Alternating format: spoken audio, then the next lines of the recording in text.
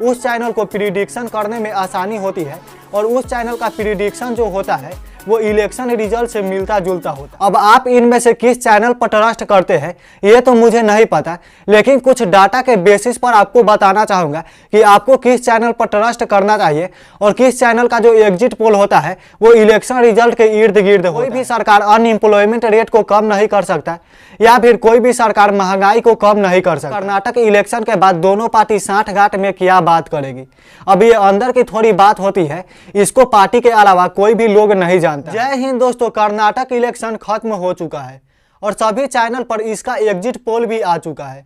सभी चैनल अपने अपने एग्जिट पोल में अलग अलग पार्टी को अलग अलग नंबर्स ऑफ सीट दी है, जिसका कि एक्सप्लेन मैं आगे करने वाला हूँ। दोस्तों सभी चैनल आपके सामने एग्जिट पोल तो पेश कर दिए, लेकिन आप जानते हैं कि आखिर एग्जिट पोल होता क्या है। आपको जो टीवी पर एग्जिट पोल दिखाए जाते हैं ये समझने के लिए आपको ये समझना पड़ेगा कि आखिर एग्जिट पोल होता क्या है और इसे निकाला कैसे जाता है। एग्जिट पोल एक ऐसा सर्वे है जिसमें चुनाव के परिणाम को पूर्वानुमान लगाने के लिए मतदान करके लौट रहे मतदाताओं के साथ यह बात किया जाता है और उसका मत जानने का प्रयास किया जाता है कि उसने किस पार्टी को वोट किया है, जिसके आधार पर एग्जिट पोल को तैयार किया जाता है। अब देखिए दोस्तों, ये सारे जो काम है वो ज़्यादातर न्यूज़ चैनल ही करते हैं, क्योंकि न्यूज़ चैनल के पास लगभग लाखों का बजट होता है। इसके अलावा अलग अलग पोलिंग बूथ पर जाकर वो सारे मतदाताओं का मत जानने का प्रयास करते हैं। आप में से बहुत सारे लोग जब एग्जिट पोल को देखते होंगे तो बहुत सारे लोग यह भी अनुमान लगाते होंगे कि कुछ चैनल ऐसे होते हैं जिसका जो एग्जिट पोल होता है वो इलेक्शन रिजल्ट के इर्द गिर्द ही होता है। पर आप जानते हैं कि ऐसा क्यों होता है? देखिए दोस्तों, यह जो चैनल होते हैं वो बड़े बड़े मीडिया चैनल होते हैं जिसका कि बजट लगभग करोड़ों का होता है। यह जो चैनल होते हैं वो लगभग 50 से 100 लोगों का मत जानने का प्रयास नहीं करते। इन सभी जो बड़े चैनल होते हैं वो जिस राज्य में चुनाव हुआ करते हैं उस राज्य के लगभग पोलिंग बूथ पर पहुंचते हैं और वहां पर लोगों का मत जानने का प्रयास करते हैं, जिसके कारण इनके पास जो पीपल सिंपल होता है वो 10,000 से लेकर लगभग 30 से 40,000 तक पहुंच जाता है। अब देखिए दोस्तों, जिसके पास जितना ज़्यादा मत का आंकड़ा होगा उसको प्रिडिक्शन करने में आसानी होगी कि किस पार्टी को कितने वोट मिल रहे हैं। वीडियो में आगे बढ़ने से पहले ही बता दूं कि जिस चैनल का पीपल सैंपल साइज ज़्यादा होता है उस चैनल को प्रिडिक्शन करने में आसानी होती है और उस चैनल का प्रिडिक्शन जो होता है वो इलेक्शन रिजल्ट से मिलता जुलता होता है। अब कर्नाटक इलेक्शन के रिजल्ट में किस चैनल का पीपल सैंपल साइज ज़्यादा है इसका एक्सप्लेन मैं आगे करूँगा। आप अगर एग्जिट पोल को जान चुके हैं तो इससे मिलता जुलता इंटरेस्ट पोल को भी जान लीजिए, क्योंकि यह भी आपके लिए बहुत इंपॉर्टेंट है। इंटरेस्ट पोल एक ऐसा सर्वे है जिसमें जो सर्वेक्षणकारी होते हैं वो मतदाता जो होते हैं वो मत डालने से पहले ही इनसे जान लिया जाता है कि आप किस पार्टी को वोट देने वाले हैं। अगर हम कर्नाटक इलेक्शन पर वापस आते हैं तो इसमें लगभग 8 से 10 चैनल ऐसे हैं जो कि एग्जिट पोल तैयार किए हैं, जिसको मैं एक एक करके आपको बताता हूं। पहले नंबर पर न्यूज़ 24 टुडे चाणक्य सर्वे के अकॉर्डिंग कर्नाटक स्टेट असेंबली के कुल 224 सीट में बीजेपी को लगभग 92 सीट, कांग्रेस को लगभग 120 सीट, जेडीएस को लगभग 12 सीट और निर्दलीय को 0 सीट मिल रहे हैं। उसके बाद टाइम्स नाउ ईटीजी सर्वे के according BJP 85 seat, Congress 113 seat, JDS 23 seat और निर्दलीय को 3 सीट।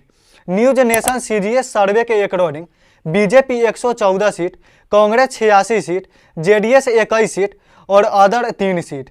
रिपब्लिक टीवी मार्क के अकॉर्डिंग बीजेपी 85 से 100 सीट, कांग्रेस 94 से 108 सीट, जेडीएस 24 से 32 सीट और अदर 2 से 6 सीट।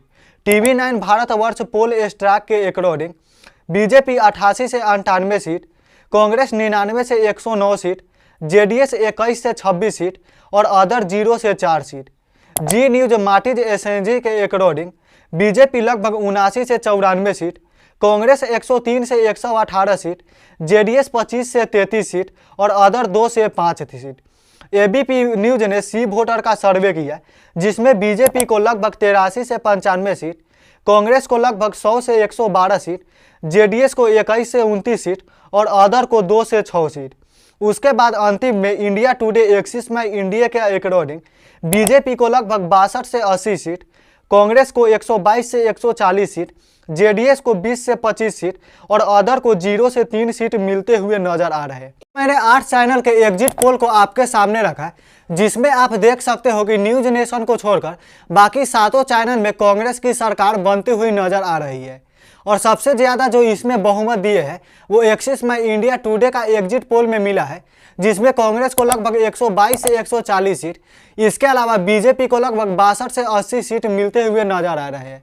इसको अगर हम परसेंटेज में कन्वर्ट करते हैं तो कांग्रेस को लगभग 43% वोट, इसके अलावा बीजेपी को लगभग 35% वोट शेयर मिलते हैं और जेडीएस को लगभग 16% वोट शेयर मिलते हैं। दोस्तों, यह जो वोट शेयर है वो तो परसेंटेज में देखने को कम लगता है, लेकिन यह परसेंटेज है जैसे ही सीट में कन्वर्ट होता है उसके बाद यह सीटों का जो काफिला होता है वो बहुत बड़ा गैप देखने को मिलता है। अब आप इनमें से किस चैनल पर ट्रस्ट करते हैं ये तो मुझे नहीं पता, लेकिन कुछ डाटा के बेसिस पर आपको बताना चाहूँगा कि आपको किस चैनल पर ट्रस्ट करना चाहिए और किस चैनल का जो एग्जिट पोल होता है वो इलेक्शन रिजल्ट के इर्द गिर्द होता है। दोस्तों, इसमें हम एग्जाम्पल के लिए हिमाचल प्रदेश इलेक्शन रिजल्ट, इसके अलावा गुजरात इलेक्शन रिजल्ट को लेंगे, क्योंकि ये दोनों जो चुनाव है वो हाल ही में हुए हैं। सबसे पहले हम गुजरात इलेक्शन को देख लेते हैं। गुजरात इलेक्शन के एग्जिट पोल को देखने के लिए आपको सबसे पहले गुजरात इलेक्शन के रिजल्ट को देखना होगा। गुजरात इलेक्शन के रिजल्ट में बीजेपी को 156 सीटें मिली थी, कांग्रेस को 17 सीटें मिली थी और आम आदमी पार्टी को 5 सीटें मिली थी। इसमें सबसे जो सटीक एग्जिट पोल था वो इंडिया टुडे एक्सिस माई इंडिया का था, जिन्होंने प्रिडिक्शन किया था कि बीजेपी को 129 से 151 सीटें मिल रही है, कांग्रेस को 16 से 30 सीटें मिल रही है, इसके अलावा आम आदमी पार्टी को 9 से 21 सीटें मिल रही है। दोस्तों, इसके अलावा अगर हम हिमाचल प्रदेश के इलेक्शन में देखते हैं तो एक्सिस में इंडिया टुडे का प्रिडिक्शन यह था कि कांग्रेस को 30 से 40 सीटें मिल रही है, बीजेपी को 24 से 34 सीटें मिल रही है, इसके अलावा आम आदमी पार्टी को 4 से 8 सीटें मिल रही है। अगर हम हिमाचल प्रदेश इलेक्शन के रिजल्ट को देखते हैं तो कांग्रेस को 40 सीटें मिली, बीजेपी को 25 सीटें मिली और आम आदमी पार्टी का यहाँ पर खाता भी नहीं खुला और निर्दलीय को 3 सीटें मिली। अब इससे आपको अंदाज़ा लग जाना चाहिए कि एक्सिस में इंडिया टुडे का जो एग्जिट पोल होता है वो थोड़ा ट्रस्टेड होता है, इसीलिए आप इस पर विश्वास भी कर सकते हो। अगर हम सारे चैनल का स्ट्राइक रेट देखें तो एक्सिस में इंडिया टुडे का जो स्ट्राइक रेट होता है वो सभी चैनल के एग्जिट पोल से ज़्यादा होता है। इसके अलावा यहाँ पर हम पीपल सैंपल की बात करें तो कर्नाटक इलेक्शन में पीपल जो सैंपल था वो लगभग एक्सिस में इंडिया टुडे का 37,000 था, जो कि सभी चैनल से ज़्यादा था। यहाँ पर आपको अंदाज़ा लग जाना चाहिए कि एक्सिस में इंडिया टुडे का जो एग्जिट पोल होता है वो सबसे ट्रस्टेड होता है, आप इस पर विश्वास कर सकते हो। अब देखिए, सरकार किसकी भी आएगी वो एक ही काम करेगी। जनता अभी जिस स्थिति में है उसी स्थिति में सरकार बदलने के बाद भी रहेगी। कोई भी सरकार अनएम्प्लॉयमेंट रेट को कम नहीं कर सकता या फिर कोई भी सरकार महंगाई को कम नहीं कर सकता।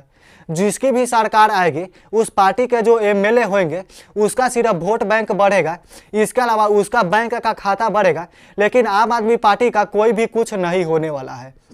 दोस्तों, अगर कर्नाटक में कांग्रेस की सरकार आती है और वहां पर केंद्र सरकार की तरफ से होने वाला जो मदद होता है वो अगर कर्नाटक के जनता को नहीं मिलता है तो इसमें केंद्र सरकार दोषी होंगे, क्योंकि गृह मंत्री अमित शाह एक रैली के दौरान यह बोल चुके हैं कि अगर कर्नाटक इलेक्शन में अगर बीजेपी की सरकार नहीं आती है तो केंद्र सरकार की तरफ से मिलने वाली जितने भी मदद होंगे उसे केंद्र सरकार पास नहीं करेगी।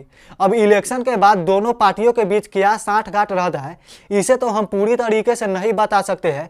इसका पता एग्जैक्ट तभी मिल पाएगा जब कर्नाटक इलेक्शन के बाद दोनों पार्टी साठगांठ में क्या बात करेगी।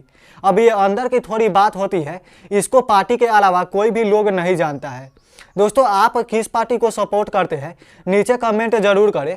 इसका एग्जैक्ट पता तभी चल पाएगा जब 13 मई को रिजल्ट आएगा और उसमें पता चलेगा कि किसकी सरकार बन रही है। तब तक वीडियो को लाइक करना, चैनल पर नए हो तो सब्सक्राइब करके बेल आइकन प्रेस कर देना, क्योंकि आपका भाई इसी तरह के वीडियो लाते रहता है। तब तक के लिए जय हिंद, वंदे मातरम।